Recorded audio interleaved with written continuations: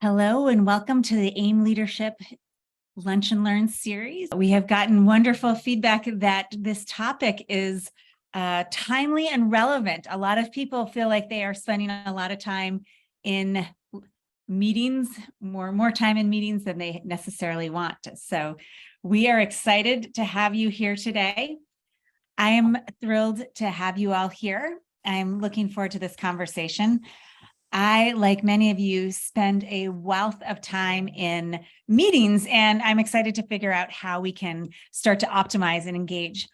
I want to begin by saying that I'm Camille Preston. I am CEO and founder of AIM Leadership, and we are an executive development company, and we are really passionate about helping leaders unlock potential and capacity to be the best version of themselves. We have come together with this Lunch and Learn series, really building upon what we think of as the HIT model of learning.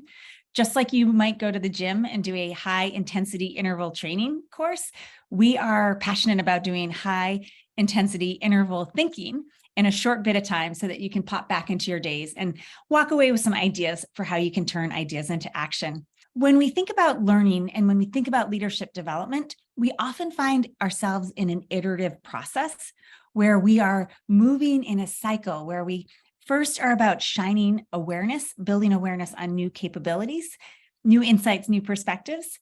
And then we like to move into the activation. Okay, with this new awareness, how is it that we can turn ideas into action? What are some ways that we can actually start to build the muscle? With time and practice, we move into the agility stage where we are building our flexibility and our ability to turn that idea into a muscle we can use in many different settings. As soon as it goes into the accountability stage, we're back at awareness and pulling forth a new idea, a new topic, a new tool. So today we're going to be really focused on meeting management and what are some ways that we can build new awareness about what happens in meetings, but then really start to set ourselves up for success, thinking about where we go going forward. We wanted to start by having you take a quick moment and just take stock. I want you to think for a moment, how much time have you already spent in meetings this week? And most people think about it and they're like, I spent about 50% of my time in meetings, or some calculation. The second question I want you to think about is reassess that number. If you think of your typical workday, 9 to 5 or 7 to 6 for some of us in hospital settings or other intense work settings, how much of the workday, the designated workday, was in meetings? Because a lot of times what we see is that our meetings are spilling and taking over most of our days, our work days, so that we then start doing work in the mornings and the evenings and all these different components. Of a typical workday, what percentage of your day is spent in meetings on an average week? Again, not thinking about the work that you're doing in the early mornings or the late evenings. What percentage of your day is spent on meetings? The second question I want you to think about is, of those meetings that you went to, how many of them had agendas? Specifically agendas that were circulated in advance. Like, here's why we're meeting, here's what we're going to be engaged in, and here's what this is going to look like. Because we often know that agendas become so vital to both helping us focus, make sure the right people are in the meeting, but then also be productive in moving forward with the meetings. We have some fun facts about meetings. Many people, you might have received our resource, which we playfully called Meeting Hell. But what we know is that a lot of people are spending a lot of time in these meetings and they're feeling frustrated. They're feeling really exhausted by the volume of meetings and the way it's taking up a big bulk of their time. So what we know is that meeting fatigue is absolutely real. People participate, there's roughly 11 million meetings each day, 55 million meetings per week, which calculates to over 1 billion meetings per year. And it's interesting, I have one client who actually started calculating the cost of meetings before she's CEO of her company, and she started calculating how much was this hour-long meeting going to cost her based on who was in the room and what their salaries were. She said it was an incredibly powerful catalyst to make sure right people were in the room, there was an agenda, and it was being used intentionally and impactfully going forward. We also know that not everyone's paying attention. 91% of people admit to daydreaming in meetings, and 73% admit to doing other work during meetings. So all of this comes together to say that meetings are costing us, we're wasting an estimated $37 billion annually on meetings, and that's in the US alone. So there's huge leverage to engage. Again, it's really powerful to start to think about how is it that you can start to make changes simply by calculating the cost of people in the room. There's a resource that we've shared with you, but what we found is that there's some really specific things, a couple nuggets that will help people start to engage and think about meetings differently. First and foremost, we want you to start to value your time. You might start to pick and choose. Which meetings do you need to be at? Ideally, you can look at the agenda, you can see the outcomes, you can understand what's happening, and you can have a calibration to say, is this meeting absolutely vital for me to attend? Second, if you're going to invest the time going to the meeting, go ahead and prepare. Understand what is happening in that meeting. How is it that you can contribute in terms of like adding value to the people running the meeting, adding value to your colleagues, deepening relationships, building to your brand. Spend that time to get a little bit of preparation to help you get on the front edge of the wave to really make it worthwhile. Obviously, pre-work is so vital to have done the reading in advance. If you're facilitating and leading a meeting, send people out the information they need to be prepared to discuss. Anything that can be done asynchronously should be given to people in advance. And if you think about it, people read at different levels, people read at different speeds, people process information differently. Giving people that pre-work in advance sets them up for success so that they can come to the meetings really engaged and ready. There's some interesting research that if we take out time where people are reading documents in meetings, we can really create this acceleration because the meetings are used for things that need to be synchronous, things that need to happen in time. Most people will come back and say, I send out my meetings in advance and people don't read it. If that's something that's happening, we can talk a little bit about that. This is where it starts to get a little bit spicier. These are where we step into some really high impact ways of making meetings better. Most important, we need to start to be selective in who is coming to the meetings. Many cultures have a very inclusive policy, which is great in terms of inclusivity, and it comes at a cost, just having sheer numbers of people in the meetings. It's powerful to take time to circulate the minutes afterwards, can help people opt out saying, listen, I'm not going to go to this meeting right now, but I know I can catch up, or I know Joe is going to be there and I can catch up anything that's not in the minutes.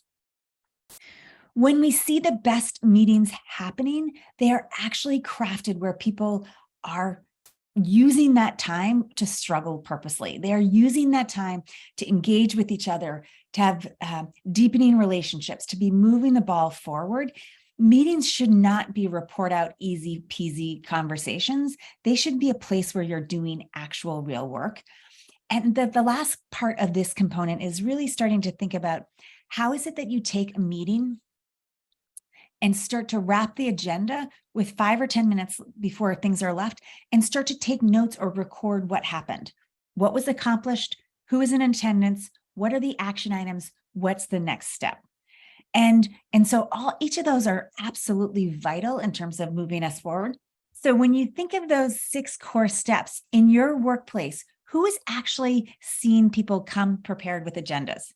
I'm curious for people who are not seeing these people come prepared, what is it that's getting in the way of not bringing agendas, not coming prepared, not having a perception? What is it that blocks that effectiveness in your organization? We see this with such like volume. It's happening all the time. So many people I've seen, they start a meeting and they're like, I'm so glad everybody's here. They chit chat for about 7 minutes, which is important because we need to build rapport. We've been at a distance in some organizations. And then they say, so what should we talk about? And then there's 7 to 8 minutes of planning the agenda. And then by the time you actually get down to the meeting, you're 20 minutes in, and then meetings run over and there's not that follow through. And so this agenda setting component can be absolutely vital. And it can be a little bit intimidating for people who are calling meetings. I have one client who says, no agenda, no attenda. Is that something that could possibly fly in your organization? Do you think people would actually buy in if you tried no agenda, no attenda? One of the things that's so interesting about our new culture is now that a lot of organizations have moved into this Zoom culture, in some ways it has made conversations more casual, but it also means that we're scheduling meetings that could be a 5-minute conversation. We're blocking off half an hour.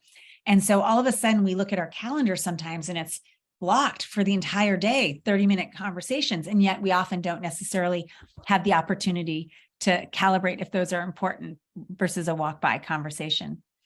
What is the breakdown, or what are the barriers to having effective meetings? What are you seeing in your workplace that is getting in the way of having effective meetings? So there's distraction, there are people doing other work. And then maybe if you don't have the right people there, they're daydreaming, or it's not as efficient. Meetings coming through without even agendas or titles. One of the things that we do a lot with organizations is help people kind of rebuild the foundation of the relationship so that they have the container, so that they have the capacity to kind of have some of these conversations, because it takes some chutzpah to actually say, you know what, you didn't give me an agenda and I'm actually okay saying I'm not going to attend. That takes a certain level of self-confidence myself. It also takes a certain level of rapport or relationship or trust to be able to say, I respect you, but my plate is really full. If you can't give me an agenda, I'm gonna pass on this. And if it's not addressed on the forefront, it can be perceived as a little passive aggressive. And so there's this really interesting part about meeting management, which is to say, they're good tenets or ethos or like practices or behaviors that are so vital to doing meetings well. But it also requires the leader within, the leader to step forward and say, here's where I am going to engage. I'm going to say, you know what, right now I need to protect this time for this, or I'm going to actually create a surrogacy and have someone else go to this meeting and voice my concerns. I'll tell a quick story. I worked within a hospital, the C-suite of a hospital at academic medical institution in Boston, one of the top 10. And I was brought in because it was the fourth CEO in 5 years. So you can just imagine what the culture was like there. There had been a significant amount of turnover. And we worked together. And it was a really interesting system because the CFO was magnificent. She was absolutely phenomenal, but she was so great at training people that her people kept on being pulled to different parts of the hospital system that they were a part of. So she was often the bottleneck. And the very first meeting we went to, everybody had their backs to the wall. No one was, their trust was incredibly low. And I remember the last meeting that we had with that group, everybody was building these surrogacies saying, hey, listen, I see you and I are in this meeting. Why don't I go to that meeting? Send me your concerns. I'll voice your concerns. I'll follow you up 10 minutes to catch you up. So all of a sudden they were opening up the calendar of the CFO. So she was no longer the bottleneck, but it required trust amongst the team. It required self-efficacy that she was willing to let go. There was opening of communication. It was incredibly powerful. And a very proud moment was this hospital was the first to stop elective surgeries when COVID hit. They were the first to embed a military command strategist into the hospital to be able to help with all the reservists that came to respond to the COVID crisis in March of 2020. They were the first to go to the State House and say, listen, you cannot distribute ventilators based on privilege and proximity to power. You need to come up with a statewide process. And so I see that hospital team had prioritized meetings, prioritized teams, built all those relationships. And man, you could see the impact that happened when they had done their work in advance of that crisis. So that's a little bit of a soapbox, but it does tell you that we can forge those relationships to make meetings more impactful and more successful. There's some tools and tips and strategies that when you're in the driver's seat, or even if you have a relationship with the person who's running the meetings, you can help them make these small changes that can help structure meetings to be set up for success. Schedule shorter meetings. A 25-minute meeting is so vital because then people have the opportunity to close down this meeting, think about what's happening in other areas of their life. What are the takeaways? What are the things that they committed to? So scheduling shorter meetings is absolutely vital. Set clear expectations. We can do this. We can't do this. Oftentimes people will bring up great ideas. Capture that. Yes, we will come back to that, just not right now. We've spoken to the importance of sending materials in advance. A really core ethos is starting and ending on time. Behind that ethos is managing your commitments and your contract with people. It's a way of building trust. I want to honor that you showed up on time. I want to honor that you have something else that you need to move forward. Avoiding monologues. Meetings are designed to be interactive, to have a dialogue and a discussion. If it's a monologue, go ahead and record yourself. Send out an asynchronous way of people can consume that, whether they're on the treadmill or on their commute. But meetings are really designed for conversations. As much as possible, stay focused on what is on the agenda, having that parking lot. As much as possible, moving into the screen-free meetings, particularly hard in the Zoom world, where we have many people joining by Zoom. And then the last one actually comes from a former client at the Mars Candy Bar Company. What you permit, you promote. And I think it's a really powerful way to start to look in the mirror and say, how I show up in meetings, being fully focused on this meeting here and now, I'm actually setting the stage for how I expect other people to engage and connect with me. If I permit people to invite me to meetings without an agenda, without a focus, I'm actually part of that problem. So when that happens, how is it that I can rebuild trust? How is it that I can shift gears so that I can start to engage and help them schedule shorter meetings, set expectations, have the agenda in advance? Again, our goal in having this conversation is to bring some new ideas, some new resources to you about meeting management and what things you can do, how you can put yourself into the driver's seat.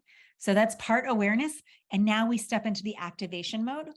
I'd like you to think about what is one thing that you can do to, or ideally 2 or 3, but at minimum, one thing you can do to activate this conversation. Maybe you look at your calendar for the week ahead and you see what meetings have agendas, what don't. Maybe you pop on email and say, hey, listen, Joe, thank you for that invitation to Monday's meeting. Can you send me an agenda by X time so that I can maximize my preparation? Take that activation stage of putting yourself in the driver's seat. Look at the meetings that you're convening or part of the leadership team and start to think, how is it that I can pull together people to organize those meetings?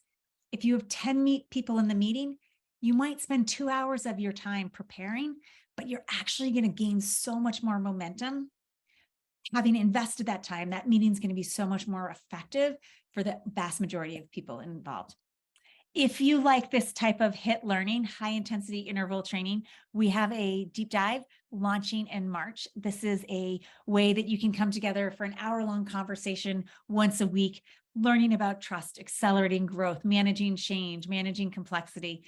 Please join our newsletter if you're not there. And next month, we'll be talking about neuroscience and how we are wired to move away from threats and towards rewards. And the more we can understand our own wiring, the more we can be in that driver's seat, driving change. So please consider the March deep dive, join our newsletter. In my commitment to honoring time and actually practicing what I preach, thank you for being here. And may the time you invest here support you in at least getting out of one meeting in the weeks ahead. Stay well.